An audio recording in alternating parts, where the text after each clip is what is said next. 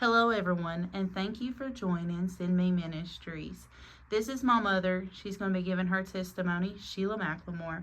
Before she begins to give her testimony, I do want to do a brief warning. This testimony contains childhood trauma, abuse, neglect, domestic violence.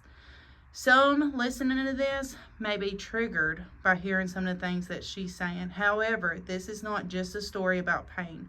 This is a story where God's faithfulness, His grace, and how He can redeem even the darkest chapters of our lives. All right, everyone. This is my mom, like I said, but I'm going to let her introduce herself and start with her testimony. Hi, I'm Sheila Mclemore. I'm from Russellville, Alabama, but I'm originally from Boonville, Mississippi. I moved to Alabama in 1990. My mother wanted to move to Alabama because she's from the Thorpetown area, St. Crossroads, and she wanted to come back home. She actually married my dad in, I can't think of what year they married, but she was from Alabama and he was from Mississippi, so she moved to Mississippi with him and had us 4 kids. But my dad was 50 and my mom was 19 when they got married, and it was a downhill spiral. You can imagine growing up, it was more like I had a grandpa and not a father.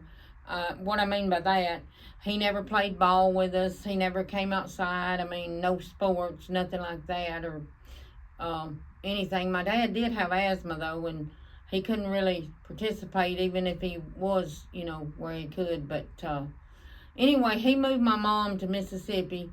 Like I said, she was 19. She had a twin sister, Lorene and Corrine Nelson. Some of y'all might know them from, like I said, Thorpetown. John Henry Nelson was her dad.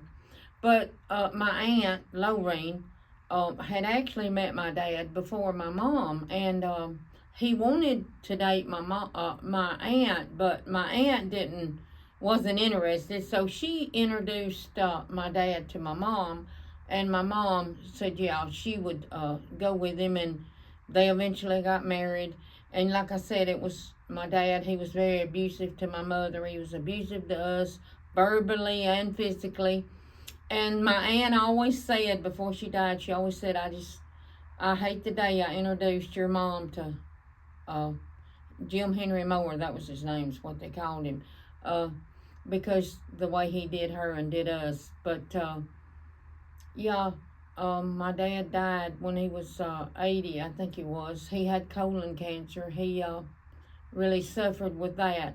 And I was wanting to write a book, and I've been working on it for a long time, but I've really got serious about it this year. I went further with it this time than I ever have, but it's some dark places you have to go to relive what happened in my childhood, because it was over and over every day. It was just, torture, really, for us and my mom. So I could only do it at bits at a time, but I think I'm strong enough now, with the Lord's help, to go ahead and write the book. And Amanda actually helped me pick out the title for it. The Devil I Called Dad. That's the title of it. And it suits him. I mean, I forgave my dad for all he did. And I even now, to talk bad about my dad, I guess is what I call it, I feel guilty about it. Even though he did do all that stuff to us and my mom, I guess I really loved him in the end, even though he did all that. But anyway, I'll just say a little bit about that, because that's really what the book focuses on, is my childhood. Not really a lot of my adulthood, because I just wanted to let people know that no matter what you're going through, with Jesus' help, you can get through it.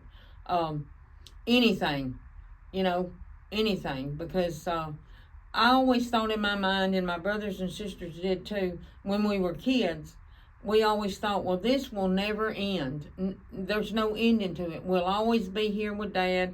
He'll always be doing this, and we'll never get out of it. But one day we did. And he was just, it was just awful, really. My dad, he wouldn't let us take a bath, because he was born in 1910, and he was, he went through the Depression and all that, so he didn't want to waste anything. So he didn't want the hot water heater to be on. He went to the switch box and cut that off to save money on the power bill. He did stuff like that. And so he would send us to school without a bath. And we had to wear the same clothes 2 days in a row. We would pull them off at night and then get up the next morning and put them back on to go to school. So that led to bullying at school. Nobody liked us at school. The teachers didn't help us. Back then, they just turned the other cheek. Even the bus driver. We were physically assaulted nearly every day on the school bus. All of us. And we couldn't tell our dad because he didn't care. It was fine that they were abusing us on the bus. And the bus driver, he would look in the mirror at us and just turn back and just drive the bus. We felt hopeless. We felt alone. We felt like nobody cared. Nobody wanted to help us as kids. And like I said, it was at school. Then when you get home, it's at school. I couldn't even do my work, I'll be honest with you, at school. Because I was thinking, what kind of mood is Dad going to be in this afternoon? Is he going to beat us with that dog collar?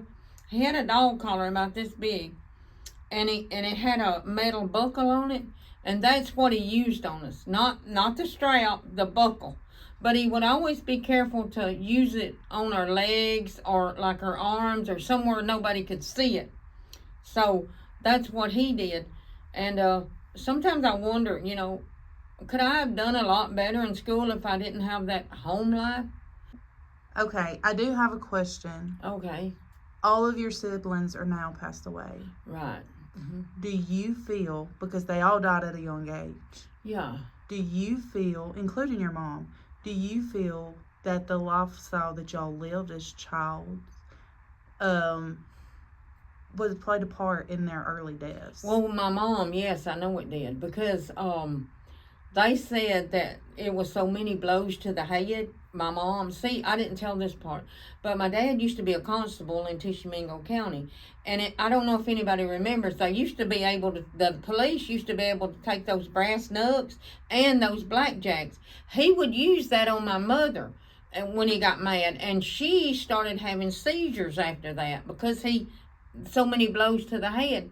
So she died at 60, and they couldn't tell me why. And that's what the doctor said. He said it must have been just so many blows to the head. He just wore her down. Also because my dad hauled putwood, and he would have my mother out there helping lift those big logs. Well, we were out there too, but she had to tote one end of those big heavy logs.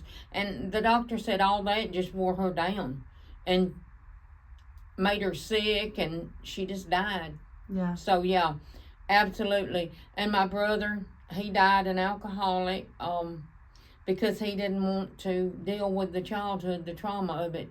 Our dad, you know what his favorite word for us was? Harebrained idiots. That's what he called us all the time. He said, "Shut up, you harebrained idiots. What y'all got to talk about ain't worth a hill of beans to nobody." And he told me that. He told my sisters. He told my brothers. All of us. He told us. What kind of marriage did your dad say that you would have? Oh, he said that if I married a dog, it would be too good for me. That would be too good. Do you think that shaped you a lot in the marriages that you got into? I got married at 16. My dad sold me. Right. I had met this guy. I was 16. By then, Mom and Dad had separated. Because me and my sister, she was 1 year older than me, we had stood up to Dad. I was 15, Louise was 16. That was my oldest sister's name. And one day he wanted to whoop us. And because we had snuck off to the neighbors to see the kittens. Because we weren't allowed to get out of our yard. But our neighbor called us up there and said, "Hey, do y'all want to see our new kittens?" And we said, yeah. Daddy was gone. So we thought we could sneak up there and sneak back. So, we went, and before we got back, Dad pulled in the driveway, and he said, Now, I don't know why he said this, because he never had a problem whooping all of us. All the time he said, I'm going to whoop all of you, that way I'll get the right one. Because no matter what we did, we didn't tell on each other. We would know that, like, another one did something, but we weren't about to tell on them because we knew what would happen. So, but this day he said, Louise, you and Ann, come on. Ann, that's my middle name. That's what he called me. Y'all come on in here. I'm going to beat y'all. So we said, what about Daryl, our brother? He said, no, don't worry about him. So we looked at each other and thought, no, we're not doing this anymore. That was the day it stopped. And my dad said, well, I'll just send y'all to reform school. And we said, I don't care. Send us anywhere. Anything's better than this. I mean, I had put up with it for 15 years. My sister had put up with it for 16. We were just tired of it. So, he called my older brother. See, my dad was married before he got with my mom, and he had 4 adult kids, which was my half brothers and sisters. And my mom had been married once, and she had 2 kids. So one of his older sons, Bill, come over and talked to him and told him what was going on. And he said, well, you might as well let him go. You've lost control, in other words. That was my dad's thing. He wanted to keep control of the situation any way he could, but he had lost it, because we were ready, like I said, to go anywhere. And so in a few days he left, and they got a divorce, and my mom told the judge, he can have the house, he can have it all. I don't want anything he's got. I just want to get away from him.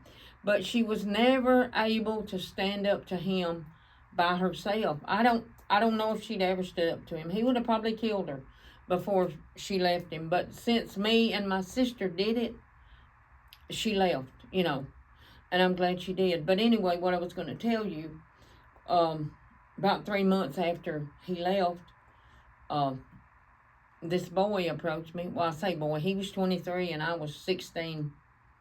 And he said, I've been noticing you outside, you're pretty and I love you and all that. And I thought, oh my God, somebody loves me. Or you can, I just fell hook, line, and sinker. But this was the first time that a man had said, I love you. Yes, my dad, Your dad's never. language of love was harebrained idiot. Yeah, he never said, I love you. Never. Yeah. To any of us kids. He never said that. Right. He never hugged us. He never showed any kind of emotion. Yeah. As far as love goes.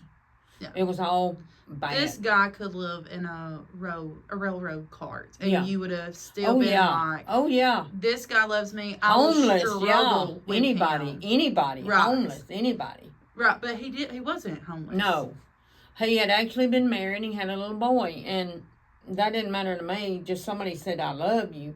Well, we got married, and how soon did y'all get married after meeting? Oh, like 2 months maybe. Right. Yeah, 2 months probably.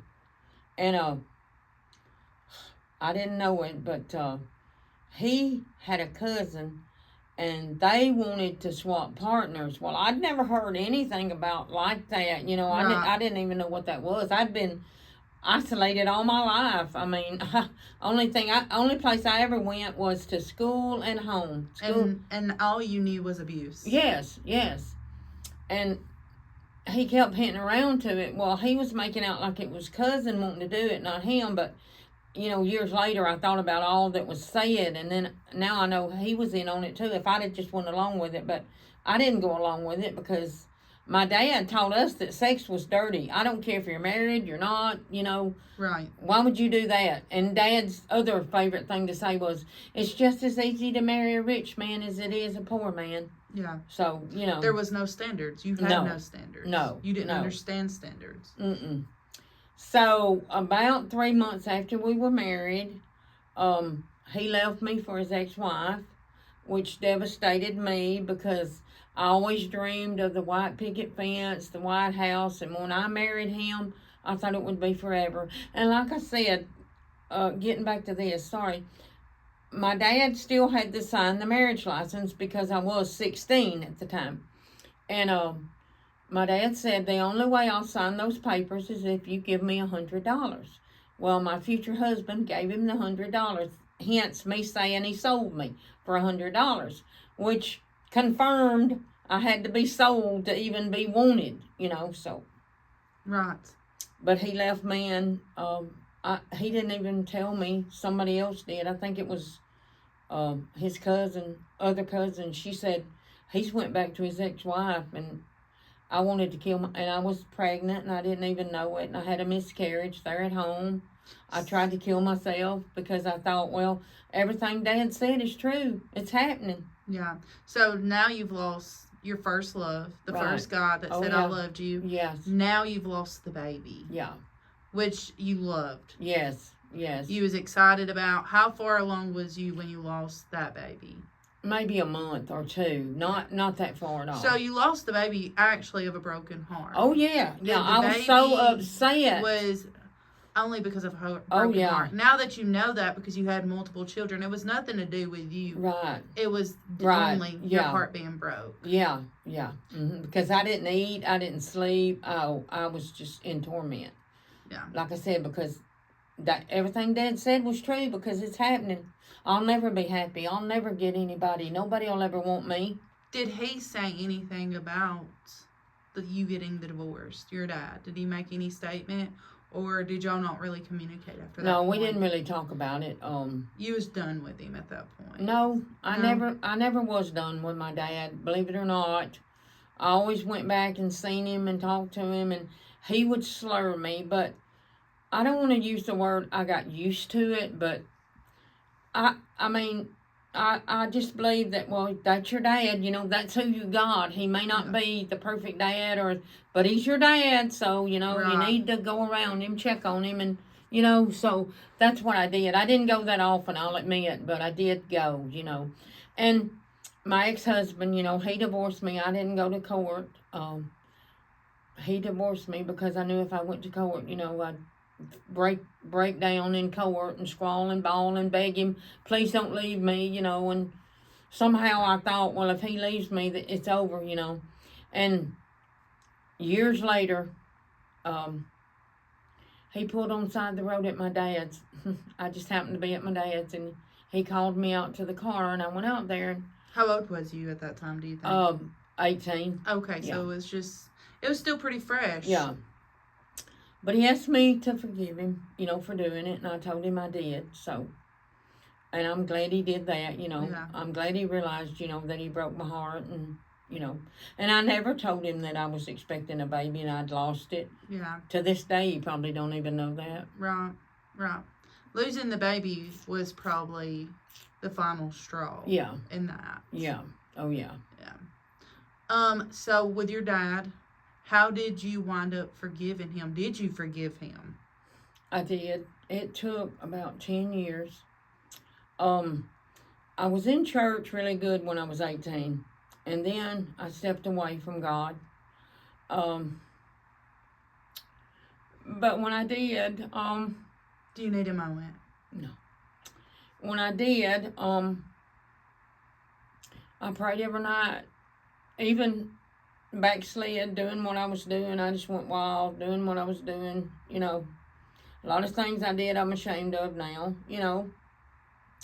But I prayed every night. I said, God, please don't take me out till I get back to you. And I believe that's what saved me, saying that every night. I felt like I needed to say that, and I did. And I thank God that I did get back to God before it was too late. But God started working on me about my dad because I had such a hate for him. I had such a hate. Every time something went wrong in my life, I wanted to blame my dad. I said, yep, Dad, you're right. Here we go again, Dad. So I had built up a hate. A hate. But slowly God started working on me.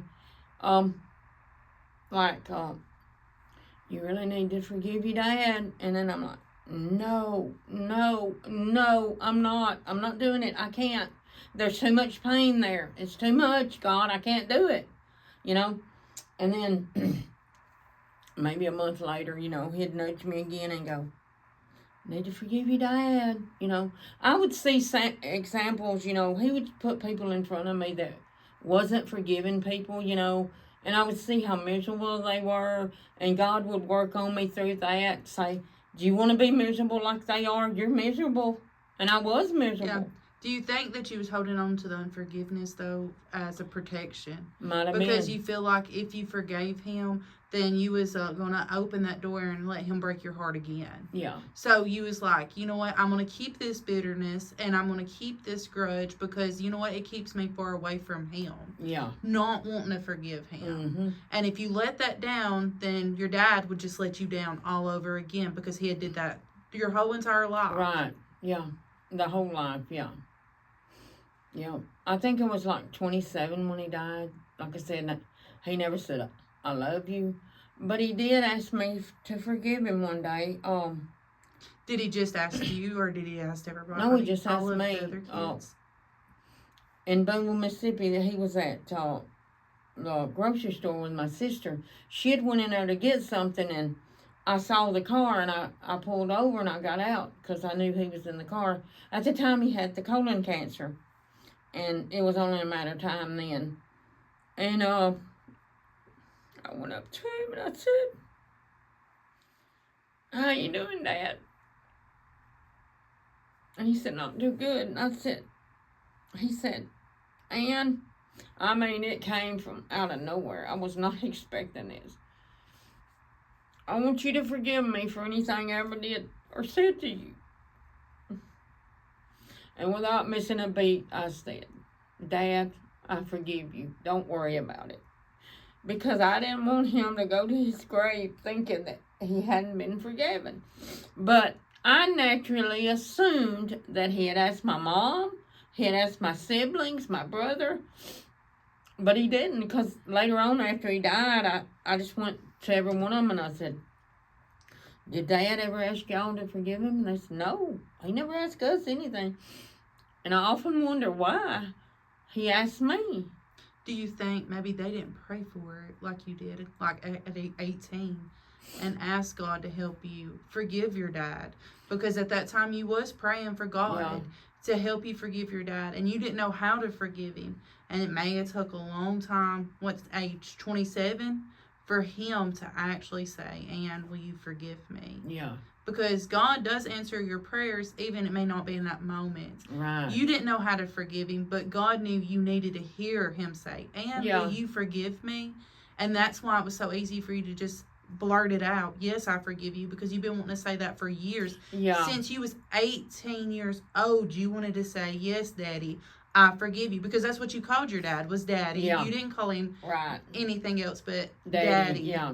So was that, do you think that had a lot to do with maybe why it was so easy to just blurt it out? Yes, Daddy, I forgive you. Yeah, maybe it did. Yeah. Yeah. Maybe. Mm-hmm. But, yeah. I'm the only sibling left.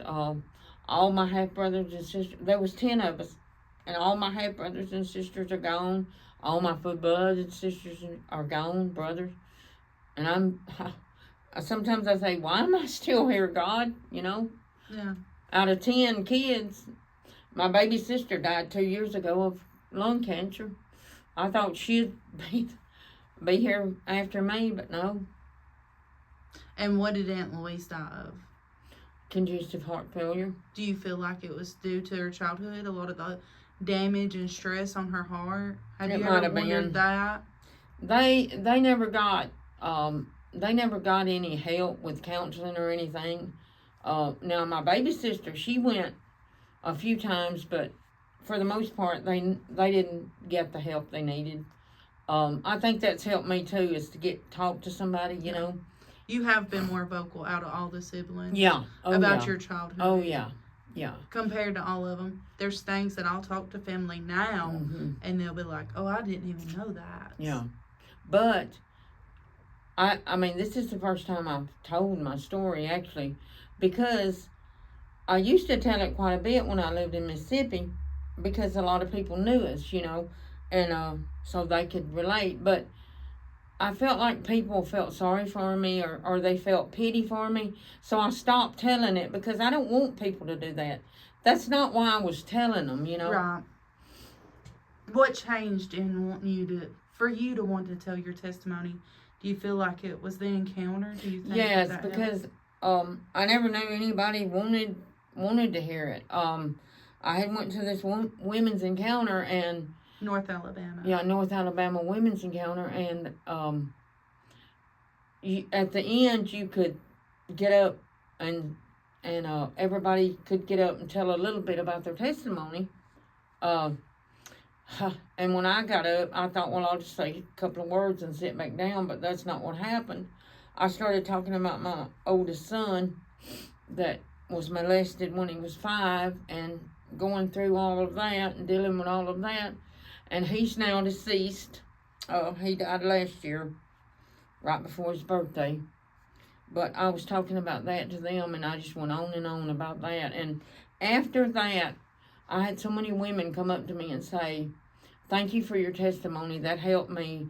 Thank you. Now I know I can go further. Even though they didn't have a child that was molested, they said, if you can go through that, I can deal with what I'm dealing with. So. And that encouraged you to tell your testimony. Did. Yeah. And it encouraged me to get back on the book and stop, just pray harder while I'm writing it, Lord help me.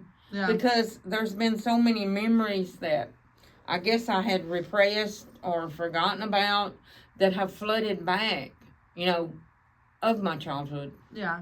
And it happened to my mom. And so at 18, you get that divorce. Not trying to go backtrack, but to stay on your course. So at 18, you get that divorce. Then No, I got that divorce 3 months after I married at 16. Oh, okay, that's right. But at 18, I remarried. You remarried. Oh, yeah. You was seeking God for forgiveness for your dad at that time. The whole time I was wanting, like I said, I'd stepped back from God, but I still wanted, I don't know. Because you wasn't raised in church. No. Jesus, the way you was raised, you wasn't even good enough for Jesus. Right. Oh, yeah. He didn't want us. Yeah. Jesus didn't want us. You was the mistake God created. Because me and my sister, I don't know why, Dad, I guess there was a church down the road from where we lived, and they were having a youth revival. And for some reason, Dad let us go that night. I guess they came and invited us, and Dad said, yeah. And we went to that little church, and he talked about Jesus loved you, and, how much he cared for you and all that. Me and Louise, we thought, we want this, somebody loves us, and his name's Jesus, So after we went up, and we, told God we're sorry and everything, and after church, they said, you two stay here. We want to go in the back and make sure that y'all understand what you just did. And we went in the back, and the youth pastor talked to us and, told us that and we said, yeah, we felt it, we know Jesus loves us now, because we didn't know Jesus loved us. Dad was saying he didn't, and now this church is telling us he does, and we believed it. Yeah. And they said, well, do y'all want to get baptized? And we go, yeah, we want to get baptized, sure. So the youth pastor brought us home, and Dad said, oh, yeah, thank you for bringing them home. And we went in and, we told him what happened. He was mad and, told us that wasn't true. He didn't love us, and all that. And then a few days later, the youth pastor comes over with the pastor and says, your daughters professed to know Jesus the other night, and they want to get baptized. And he ran them off, cussed them out, run them off, said we wasn't old enough to know what we were doing. Yeah. He wasn't going to let us get baptized. That was another control. Yeah. So that was it. Right. Because he couldn't allow even Jesus right. to enter your heart, because then he might not have control. Right. Because then we would have relied on Jesus, and we couldn't do that. Yeah. All of the control. He wanted you to be tortured at all times. Right. And if we got strong in Jesus, Right. So at 18, you remarry. Yeah. You wasn't raised in church. You had went to the church at 18, mm-hmm. first time, and really no, we weren't 18 when we went. No. I'm talking about when you got older. Oh yeah. And you went to the church. Yeah. At 18. Yeah. And you fell in love mm-hmm. with that church, but you got out shortly after. Well, the husband that I had married, again, I thought, okay, he's saying he loves me, this other guy. Let me, marry him. What have I got to lose? That's what I was thinking. Right. What have I got to lose? So I married him, and I'm going to church. He won't go with me. I found out he's cheating on me.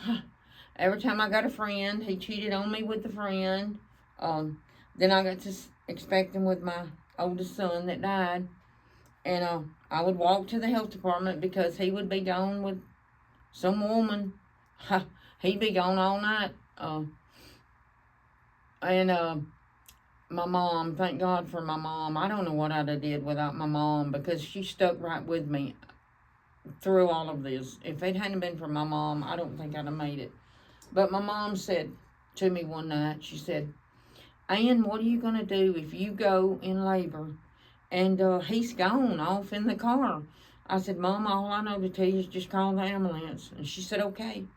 And then I'd walk to the health department to get my checkups. And that nurse in there, because I guess she knew the situation, she said, are you not scared you'll catch something? I said, yeah, but what do you want me to do about it? I mean, I can't control him. Right. Even a man came in there one night with a gun and pointed it at him. At your house? Yeah, and threatened to kill him if he messed with his wife anymore. Wow. Yeah, sure did. But that did not stop him. No. I lived in that for 7 years. I just kept thinking, he'll change. One day he'll see, what he's got at home. He'll just stop. And when I have the baby, magically he's going to, Stop. Now, you felt like, now correct me if I'm wrong, you felt like, okay, well, he does love me. He don't beat me like that. Right. Well, he did beat me. Oh, he beat Oh, you. yes. That reminds me of one night. So it was another cycle. Oh, yeah. And I was used to it. And let me Right. tell you this. He would talk to me all the time, and he would say to me, I'm going to break you. And I looked at him, because my dad's name was Henry Moore, and I'd look at him and I'd say, no, you're not going to break me. Henry Moore didn't break me, and you're not going to break me. I said, you may kill me, but you'll never break me. And I meant that, because the childhood that I had and what I went through, I don't think anybody could have done any worse on the beating. Right. But now one night, he was wanting to go see this woman, and we had a truck, and it wouldn't crank. So we had me out there pushing on it, and his mom out there pushing on it, and I said something smart, because I knew where he was going. He pulled his boot off and hit me in the eye, and I spit up blood for 3 days. And that's the eye you're now blind. Yeah. So he was a beater too, yeah. Wow. Yeah. So did it end there? No.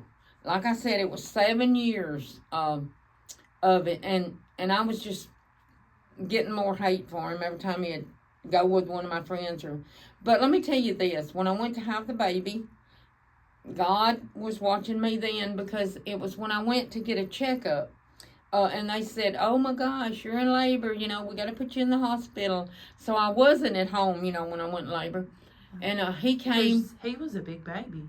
Oh yeah, 9 pounds 8 ounces. Yep. And I took him home on Mother's Day. Yeah. That was my Mother's Day gift. And the first baby I'd ever had. And I felt love for the first time in my life. Yeah. That was the first time I had ever felt love, because I would take my little baby's hand and he would hold it back, my finger. And he'd watch you. Yes, and yes, and he wanted me. Yeah, he didn't want anybody else. No. He wanted Mama. Right. And he didn't have anything to do with him, so Right. he was Mama's boy. So yeah. But anyway, back then, if you were on Medicaid, which I was, they had this one big room and there was 4 beds, and all the women were having babies, Well, the girl just across from me, she had her 16-year-old sister there with her, And how old was you? 18. Okay. And the day that I had my baby, he left right after that. He went all over the town. He didn't stay with me. But the girl came over. They pulled the curtain, and the woman that had her baby and her 16-year-old sister, she said to me, they had went down to the gift shop and brought me a card.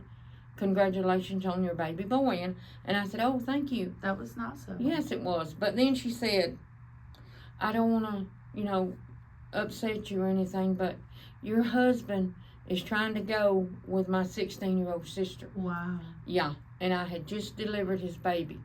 So then I knew a baby wouldn't change him. Nothing No. would change him. And that would be your message to girls today. Yeah, a baby will not change a man. No. Marriage doesn't Right. change him. Mm-mm. A child doesn't change him. The only thing that would change him is Jesus. That's it. And he didn't want Jesus, so. Right. But I stayed with him because of the baby for maybe, I think Jeremy was like 3 when the last straw. But the reason I divorced, well, he divorced me finally. The reason is because I had built up so much hate for him, and now I had my baby. I didn't need him. I didn't care what he did at that point. I had my baby, somebody to love me to love somebody. I was on top of the world. Yeah. And you was no longer attracted Right, to him. and my baby loved me for who I was, and my dad couldn't say that my baby didn't love me because my baby showed me when I'd lay my baby down, my baby would cry for me to pick it back up, you know. Right. So my baby loved me. Yeah. There was nothing that could stop my baby from loving me. So I felt great. So he could do what he wanted, go where he wanted, do whatever. But like I said, when the guy come in with the gun and threatened him, I knew, you know what, I've got to get away from this man or I'm gonna kill him. Yeah. That was in my mind. I'm serious. I was going to kill him so he would be away from me and my baby. So I knew it was time to Because he was starting to put you in dangerous positions. Yeah. What right. did you tell the man that come in with the gun? I said, kill him. I You did. told him to kill I said, kill You him. didn't tell him, get out of No. my house. No. Nothing. You was like, I I'm said, done. kill him before I do. Because back 3 months before that, we had a couple, we had friends. Like I said, he always slept with my friends. A couple that we played cards with. Well, it got late, maybe 1 o'clock in the morning, and they said, y'all can spend the night. And my husband and his wife was all for it. I figured out why about 3 a.m. I woke up, and my husband was gone. I got up, and I thought, well, let me look around for him. And looked outside, and her car was gone. So I go in and wake her husband up, and she's gone. Wow. Yeah, and about that time they come in, and they had went to the store. Oh, okay. Yeah, they went to get something at the store. They didn't want to wake us up. So, yeah it was just that over and over and over. And what year was that? Let's see. It was in the 80s. Yeah, maybe so 80. 24-hour gas stations Yeah, wasn't even a thing at that time. Walmart wasn't even open Right. back then. No, That's everything. what I'm saying. People shut down the stores. Oh yeah. So for them to think that you believe that right. was Yeah. But anyway, like I said, I was ready to kill him, and I knew, and as it turned out, you know, he had met a stripper, and they got together, and then he wanted to marry her, and then he got the divorce, which was fine with me, and that was over. And they said, well, you can get child support. I said, I don't want it. I don't want nothing. If he'll stay away from my kid, because I didn't want my kid to be like him, I said, I don't want it. And I never did. I never got a dime. Yeah. And I kept my kid away. Even as your child got older, he never wanted it. No, he didn't want it. No. Once he realized who he really was, when he got older, he was also done. And they was neighbors. Well, now, he did tell me, my ex-husband, one time, he said, because I said to him one time, you don't know what you're missing out on your son, you know, not having a relationship with him. And he says, well, if you'll sleep with me, I'll have a relationship with him. Right. Yeah. And that was the last time I talked about that. And right. I said, no way. So did it end there? Yeah. When the guy come in with the gun, and I knew, like you said, he was putting me and my baby's life in danger. Right. I said, okay. whoa. And then you have Shane. Yeah. Your second child. Well, I get married again, though, to have right. Shane. And let me tell y'all, I did do stupid stuff. Like I said, I was in a low place. I had been married twice. Huh? You had low self-esteem. Oh yeah, and I had been married twice, and the only thing on earth that I could get to love me was my baby. And my husband's brother, said to me, oh, well, I see how he treated you. You need to be treated like a lady. if you'll go with me, I'll treat you like a lady. I'll treat you like you should be treated. But in defense, he did seem nicer than. Oh yeah. He was very different. And he never beat me. Right. It was just women with him too. Yes. Yeah. But he did seem different. Yeah. So you was able to put your wall down with him. Yeah, I was. Completely. He was easier to talk to. Yeah. Yeah. And if I wanted something, he tried to get it, Right. so. Right. So in your defense, yes, it might have been a kind of silly move, but you knew who he was. And I you thought was I like, knew who he was. He's better. I thought I knew who he Right. was, yeah. And so we had a baby. His name was Shane. I thought everything was going good. I would go to the store and the kids would cry to go with me. I just thought, well, they just want to go. And my husband would say, well, just leave them here with me, and I'd be, are you sure? And he'd say, yeah, sure. I think Jeremy was 5 and Shane was like, almost 2. Yeah. And sometimes he would go with me to the store and he would sit in the car with them, So I was like, fine. And we got into it one night, pretty hot and heavy. He was drinking moonshine whiskey. Yeah. And we'd actually went to the car sale with my dad and my brother. And we came back, and like I said, me and him had got into it, and the kids were asleep, so I put them to bed, and we had got into it, and I thought to my mind, because about a half a mile up the road there was a church, and I thought, well, he's drinking that moonshine whiskey. I'll go up the road and let him get a chance to pass out. So that's what I did, and I came back, and God spoke to me and said, well, I knocked on the door, and I didn't get an answer, and God spoke to me. I know it was God. It had to be.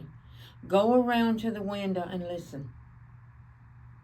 And I went around to the window, and I listened. And my husband was abusing Jeremy, my oldest child, sexually abusing him. And I banged on the window, and at first he said, you don't know what's going on. You just think you do.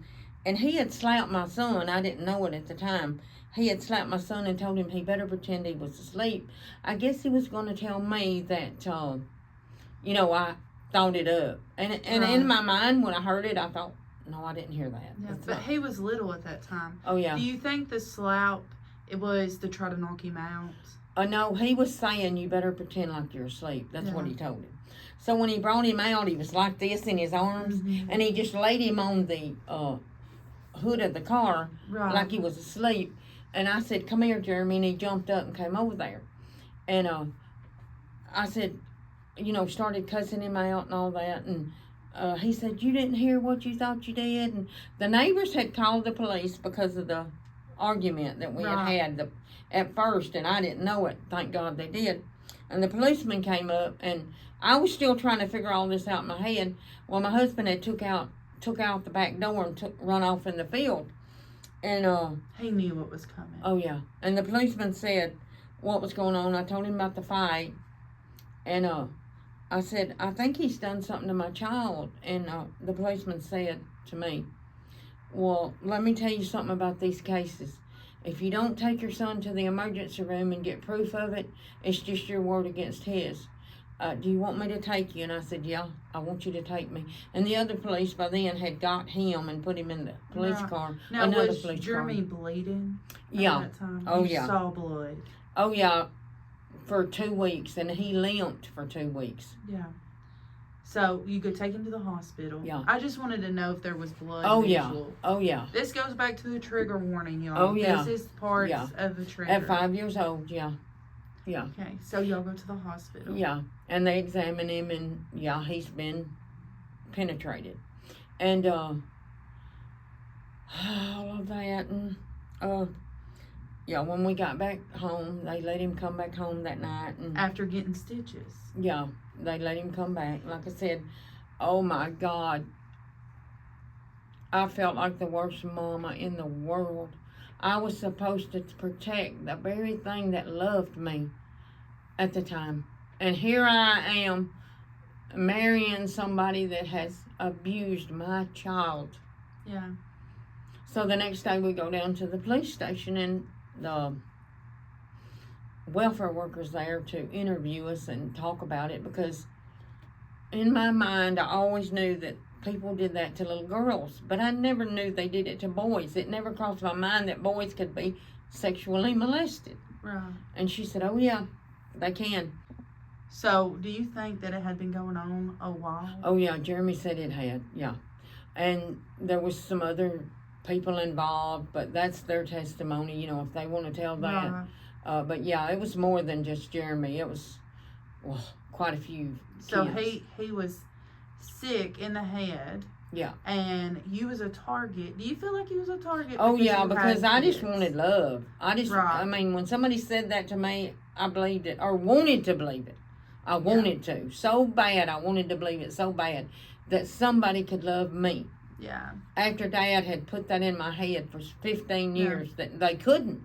You know, I guess I wanted to prove him wrong that they could, you know. Yeah. So yeah, I was a target. I felt like I had a sign up here. Grooming the kids for a Yeah. long time. Oh yeah. Oh yeah. Yeah. So and y'all went to court. It took a year. The detective told me that the wheels of justice turn slow, but they do turn. Yeah. They tried to play bargain with him. They said that they would give him a less sentence if he didn't force my son to testify. But he said no. He thought he could get out of it. And he said, no, I want him to testify. And that upset the jury because he had to relive it. But they had put me in another room while he testified. And then when I testified, they had put him in another room. And my lawyer told me that the jury said, because like you said, that was 87, 86. They said there's no way that our stories could have matched exactly. And him to go into detail like he did if it wasn't true. And the hospital reports. Yeah. Yeah. Because Jeremy had to have stitches that night. He even tried to appeal to the Supreme Court on the file. On the basis of the jury only stayed back 3 minutes. He said that they had their mind made up when they went back. And I'm they sure didn't even have time to discuss it. Was his appeal thing, but the Supreme Court threw that down and said no, they had heard enough evidence during the trial that they could have had their mind made up. And you have all those court documents to this I day. did. I went to the courthouse about 6 months ago and got the file and reread it, because I didn't even know what my son had said. He was 42 when he died last year, and to that day I never felt strong enough to read it, because I knew that when I read it, it was going to bring back those memories and all of that, and it was just too hard. But with God's help, like I said, I feel like, you know, I was strong enough, and I did read it. And the poor baby, not because it was my baby, but because it was a little 5-year-old child, you know, any 5-year-old child. Yeah. I don't know how somebody could do that. Do you think that with him, it made him put a wall up toward men? A hard wall up where he wouldn't let certain people get close to him because of what happened to him as a child? Jeremy. Oh yeah. He got counseling when it first happened. They had him going to a counselor. He was 5.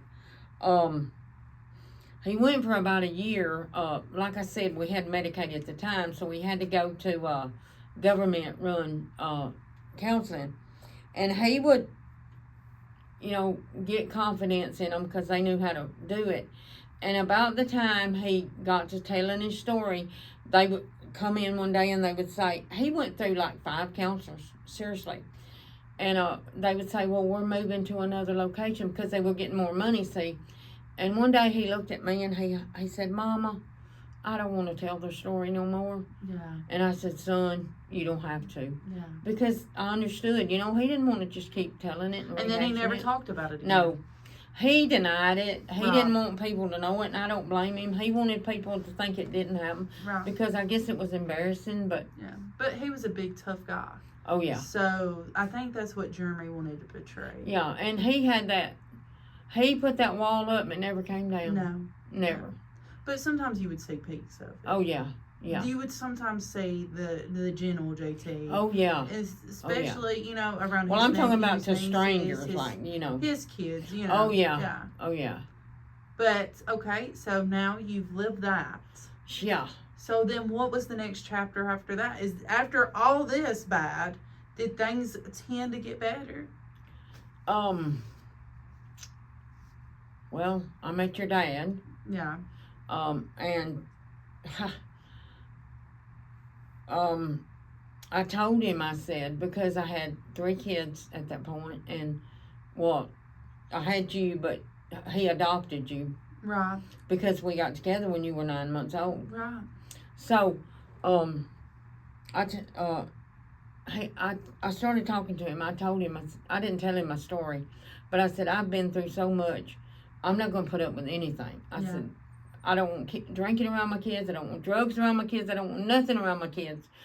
I mean, I just soon live alone the rest of my life and raise my babies and forget it. And he goes, oh, no, I'm not a drinker. I can take it or leave it, you know. And I thought, wow, okay, you know. And he was really good to me. You know, he was good to y'all, you know, and everything. But what he failed to tell me is he'd rather take the drinking than leave it. So we got married, and he drunk every weekend nearly. You know, he'd go off, drink. Him and my brother would drink and all that. But he was different from everybody else. Oh, yeah, yeah. He was good to my mom. My mom told him one day, my mom said, you know, you're better than me than my own kids, you know. So she loved him. Oh, yeah, she loved him, yeah. She really loved him, yeah. She did. And he was good to her. When my mom got sick and bedridden, he helped me take care of her. To the last day? Oh, yeah. Yeah, we had her at home. She never went to the nursing home because he helped me with her. Right. You know, he just had a drinking problem, and he was an alcoholic, and I didn't know it. So we stayed married about, I don't know, 5 or 6 years. And I thought in my mind, okay, I thought, we need to get back in church. But hang on, you've got ahead of yourself. Oh, have I? Yes. Okay, what is it? 5 years into the marriage. Okay. Y'all had a baby. We did, I'm sorry, yeah. You're good. Yeah. We just don't want to leave one of the kids out. Oh, okay. Justin, we had him. And, that was his pride and joy. Oh, yeah.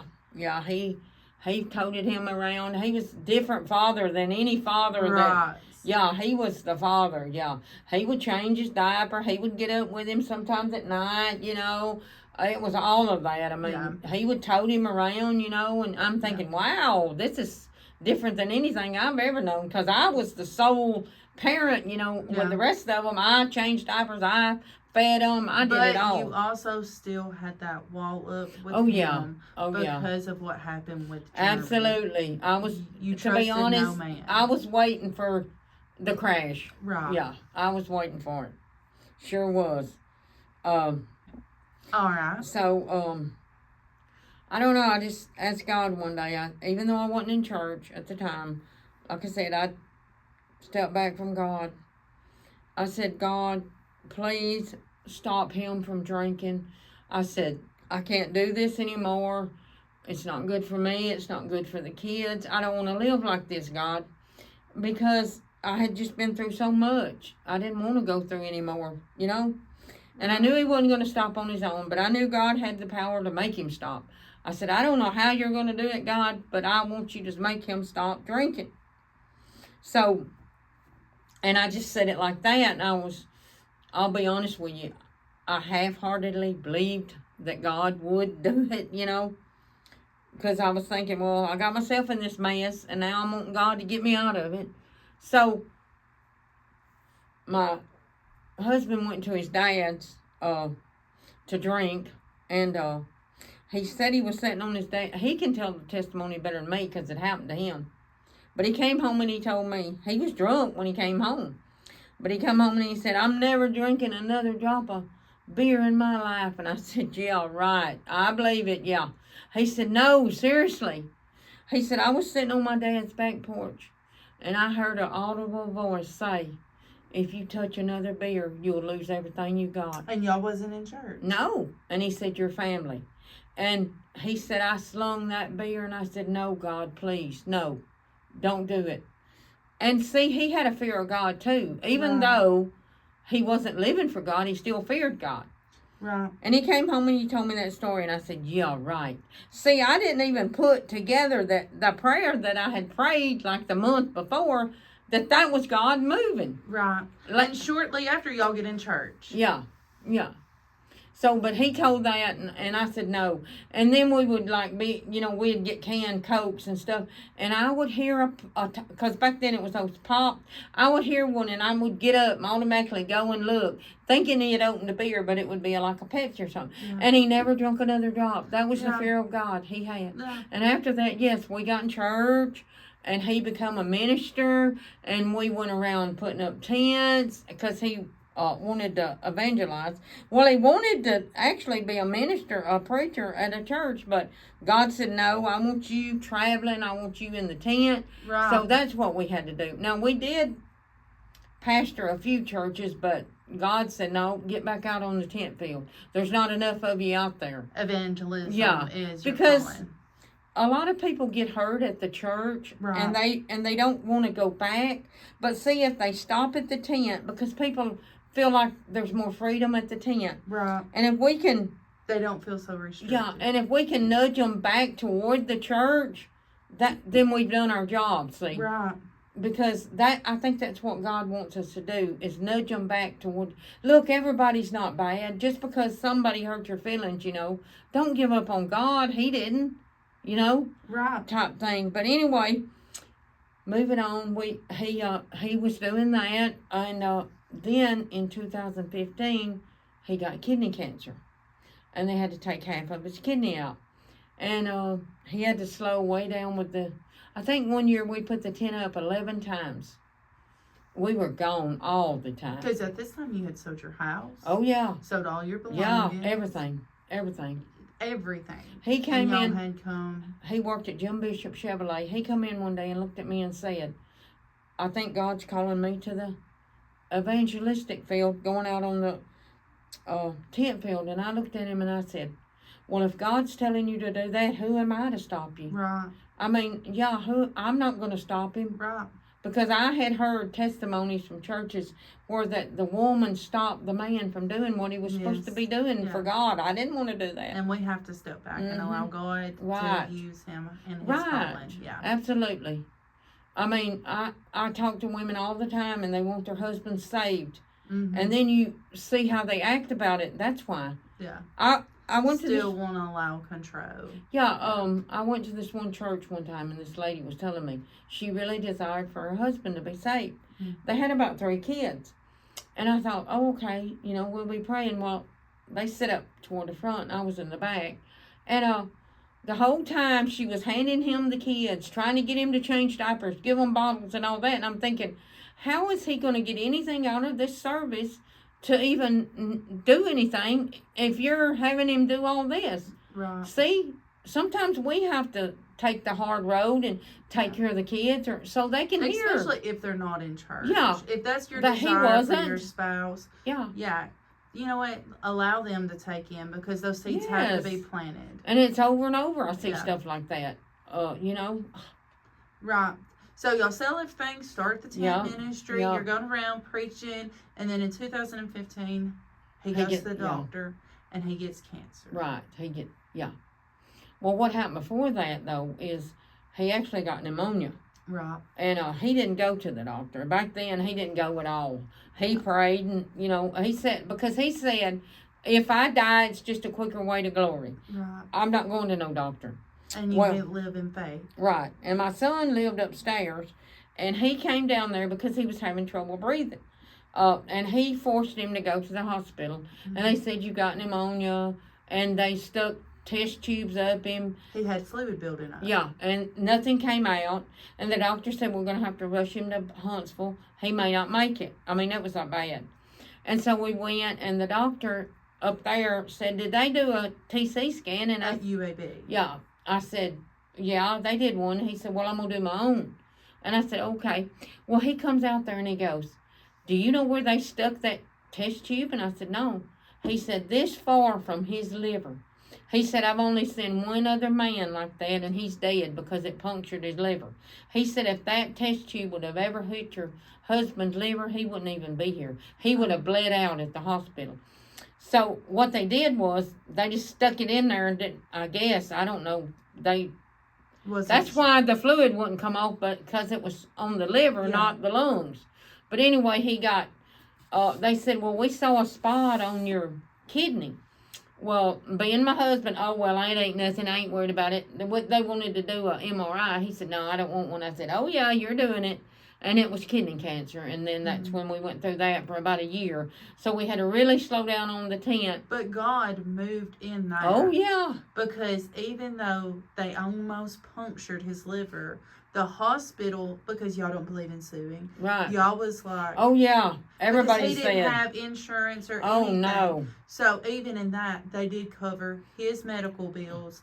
Because, am I correct on that? No, what happened was Huntsville Hospital has they did have back then in 2015, the nurses can pay $1 out of their check every week towards a fund for people that don't have insurance, and it covers the whole bill. I think his bill was like $300,000, and every bit of it was paid. They sent him, out of nurses putting their money toward that. So see, it helps when you. A lot of people want to say, well, that's a scam, or that's not, I don't want to give because I might, but there's more good in giving. Yes. Yeah.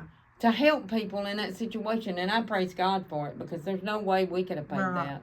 Right. I praise God for it, and they sent that bill and said everything's paid. I thought, thank you, Jesus. Yes, that is real good.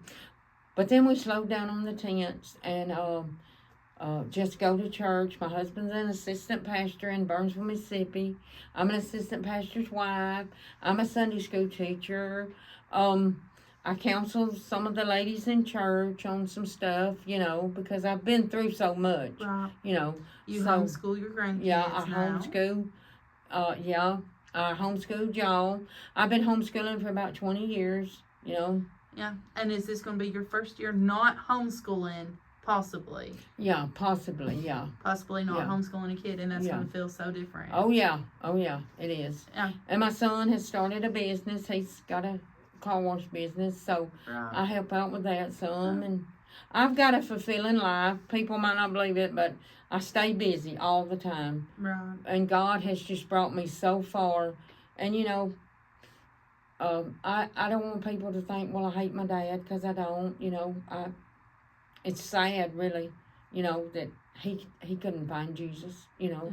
I hate that he didn't, but, God has helped me forgive him, like I said, and we're big in the ministry, and that helps me so much. I said a lot of times, they said, you're so strong. No, I'm not. Right. God helps me. If it wasn't for God, I would be crazy. I did, actually, a couple of times I've been admitted to the psychiatric ward when I didn't have Jesus. Yeah. I had nothing, so I tried to commit suicide twice when I was going through all this mess, But we have weak moments. Oh, yeah. Well, especially if you don't have Jesus, right. And if we're not staying, that can even happen to somebody that's not staying in their word. Oh, yeah. Not having somebody pour into you. That's why it is so good to connect with people and have somebody that you're pouring into. And that devil, he is so wise. I hate to say it, because he knows your weakness. He's a sly. He plays on it, yeah. He is snake. sly, yeah. He is a sly one. So if you had one message to give today as we're wrapping up, I know you have so much more to tell, but we'd be here all night. If you wanted to tell somebody something, what would you like to tell them? You can make it. You can make it. I know some people may be going through stuff and saying, I can't go on, I can't, but you can. You can. Just put one foot in front of the other and keep going. And find you a good church with people that can love on you, like Amanda said, people that care about you.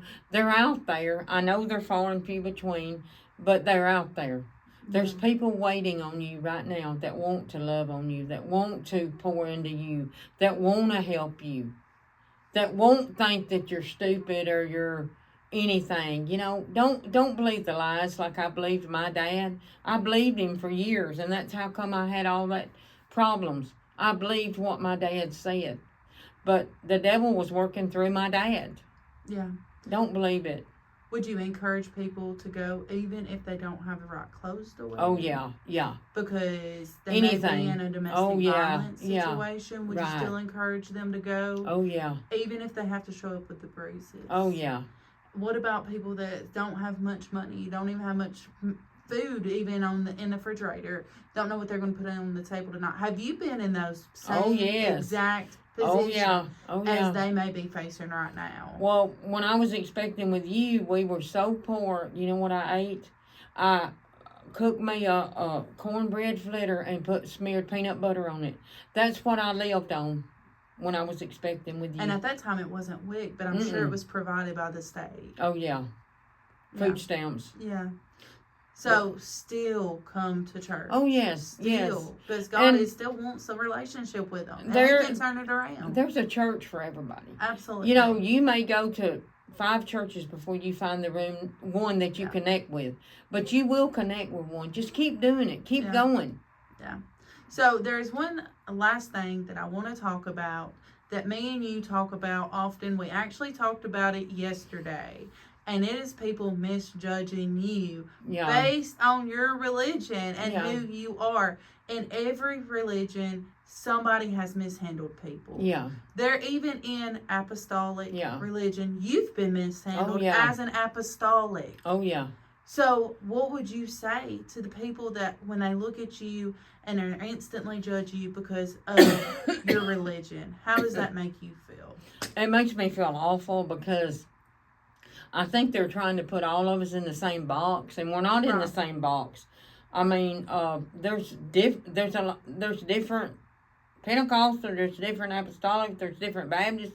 You know, I mean, that reminds me of, I used to go to the thrift store a lot in Florence, Petersville. Yeah. And this one woman, she talked to me all the time, and one day she said to me, you know, you're not like all the other Pentecostals I know. You're not judgmental. You're not downing me all the time. You're not, you know, I don't believe like you, but we're still friends. Yeah. I said, that's what I'm supposed to do. Yeah. I said, but people judge me by the way other people do. Don't get to know somebody personally. Right. And most people that get to know me like me. Right. But the way I look and the way they first approach me, it's like, oh, you're just like them. Yeah. No, I'm not. Yeah. Something that you've always told me, because we don't even do the same, but we serve the same God. Right. Something that you've always told me, especially as I got an adult and in the ministry, you corrected me years ago, and it stuck with me. You was like, Amanda, you can go back into the Word of God and find this in Scripture. But just because they don't believe like you, we're still serving the same God. Absolutely. And they're not against you. Right. They're for Jesus. So don't worry about it. Just let them be and go on. And a lot of times that's what people need to do. When they see you, so what if you don't look like them? Right. So what if y'all are not the same religion? Y'all have both the same goal, and that's heaven. We're human. And salvation and making other people get in church. Right. Is that how Amen. you feel? Yeah. Oh, right. yeah. That's what I'm saying. That's something that you had told me years and years ago. And I still hang on that today. And I have friends in every religion. Right. Every religion. And you go to church at different religion churches. My husband's preached in Baptist church. He's preached in Hispanic? Methodist. Yeah. Yes. It does not Spanish matter. churches, yeah. Yeah. And y'all preach what? The same thing, Jesus. Amen. Because at the end of the day, that's all that matters. Yeah. So, Jesus loves you. Yeah. No matter who you are, Jesus loves you. Yeah. So I think that'll be a good place to stop. Okay. And if there's anything else you want to say, this will be well, just look for my book. Yes. I'm working on it. It should take me just a little bit longer. Maybe I got to find a publisher that's right. But it'll be more in detail of my testimony. I know we had to, for time's sake, had to skip a bunch, but it'll be more in detail. Right. I think we went over a little bit, but it'll be okay. Okay. I pray that y'all stayed and watched this whole video. Yes. And if you did, me and my mom would like to say thank you. Yes, thank you. Y'all have a blessed day. Bye. Bye.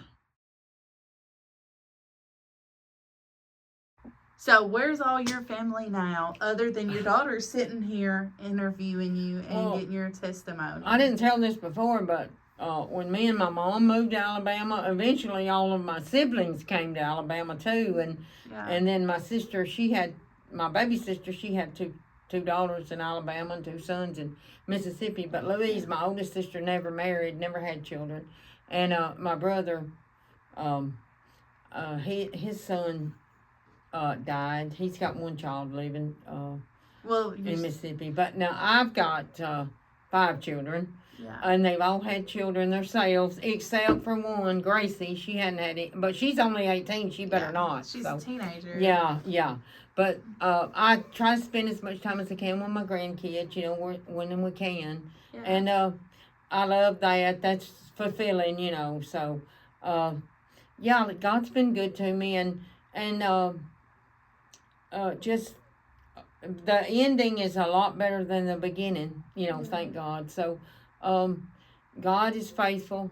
He is faithful, so I just praise Him for that, because He has really helped me with everything. And if He would have told me when I was going through all that I would be here and with the beautiful kids I've got and the beautiful grandkids, I would not have believed it. I'd said, I don't know how I'm going to get there, but I got there. So all your kids have kids? Oh, yeah. Except for Gracie. For Gracie. Yeah. Yeah. So we got her when she was 4 months, if y'all are wondering. Yeah. And she's 18 now, so. But she don't have any kids, like I said. And she's not married either, so she better not. Yeah. But yeah. She wasn't like me, ready to get married and have a family. Yeah. You've got 2 kids. Yeah. Crimson and Faith. 15 and 9. Yes. And then Justin, he's got 3. Yes. Madeline, Liam, and Laddie. Yeah. Laddie's bashful, they say. She'll put stuff up in front of her face, and if you go to trying to talk to her, I think she's a mama's girl. Yeah. That's good. We don't get to spend as much time with them as I want to, so, but maybe we will. They work, He owns his own business. Yeah. He buys used cars and stuff, so. Yeah. Jack of all trades. Yeah, that's a hard job too. Yeah. And then you work at the school in Fairview and Tremont, right? No, Fulton. Oh, Fulton. Yeah. I'm sorry. So I don't get to see the kids. I don't get to see them a lot. So. Right. But Shane, he's got 3. Well, 4 really. 2 Avas and a Logan and a Carson. Now I get to see them quite a bit because y'all are neighbors. We're neighbors. So. Yeah. But I know y'all have to work and everything, and life happens. But yeah, I've got beautiful grandkids and beautiful kids, and a husband that it took me a while to get, but I finally got it right. So, I guess, kiddos, if y'all are watching this, Nanny's giving her testimony, and she'll say, I love you. I love y'all.